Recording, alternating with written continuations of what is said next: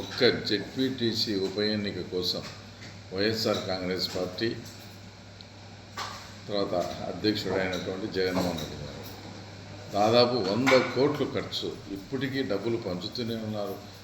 ముక్కు పుడకలంట, చీరలంట, ఏమేం తాయిలాలు కావాలంటే అవన్నీ ఇస్తూ అంటే ఒక చిన్న జెడ్పీటీసీకి దీనికోసం ఎక్కడ ఇదవుతుందో, ఎక్కడ ఏమన్నా అయితే తెలుగుదేశం పార్టీ పుంజుకుంటుందని తమ అవినీతి సొమ్ములోంచే, అది లిక్కర్ స్కామ్ కావచ్చు, శాండ్ స్కామ్ కావచ్చు, మొత్తం అవినీతి సొమ్మునంతా కూడా ఈ పులివెందుల జెడ్పీటీసీ ఎన్నిక కోసం కుమ్మరిస్తున్నారు. ఒక రకంగా ఉండపోత మాదిరి.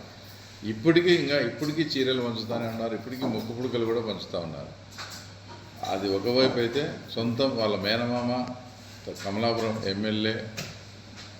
కమలాపురం మాజీ ఎమ్మెల్యే అలాగే జిల్లా పార్టీ అధ్యక్షుడు అయినటువంటి వాళ్ళ మేనమామ రవీంద్రనాథ్ రెడ్డి పోలింగ్ సిబ్బందిని బెదిరించి మాకు అనుకూలంగా చేయకపోతే మీ అంతు చూస్తా, వచ్చేది మా గవర్నమెంట్ అని ఒకవైపు బెదిరిస్తూ పోలీసు అధికారులను ఫస్ట్ ప్రలోభ పెట్టడం, అది వినకుంటే బెదిరివ్వడం, ఇన్ని రకాలుగా దౌర్జన్యాలు ఆకృత్యాలు చేస్తూ మేము ఈసారి మొట్టమొదటిసారిగా 35 ఏళ్లలో తొలిసారిగా ప్రజలు ఎవరి ఓటు వాళ్ళు వేసుకునే విధంగా స్వేచ్ఛాయుత వాతావరణంలో 11 నామినేషన్లు వేపించి ఈరోజు ఎలక్షన్లో మేము ప్రజాస్వామ్యబద్ధంగా పోటీకి దిగుతూ ఉంటే, ఎక్కడ పులివెందుల్లో ప్రజాస్వామ్యబద్ధంగా పోటీ జరిగితే మాకు ఓట్లు రావేమో అని మా మీద వాళ్ళ ఇష్టం వచ్చినట్టు వాళ్ళ సొంత మీడియా ఉందని అంత దుష్ప్రచారం, మేమేదో దుర్మార్గాలు చేస్తానట్టు అంతా చూపించే లాస్ట్కి అసలు విషయం ఇప్పటికీ అవినీతి సొమ్ముతో 100 కోట్లు దాదాపు ఈరోజు ఖర్చు పెట్టడం జరుగుతుంది.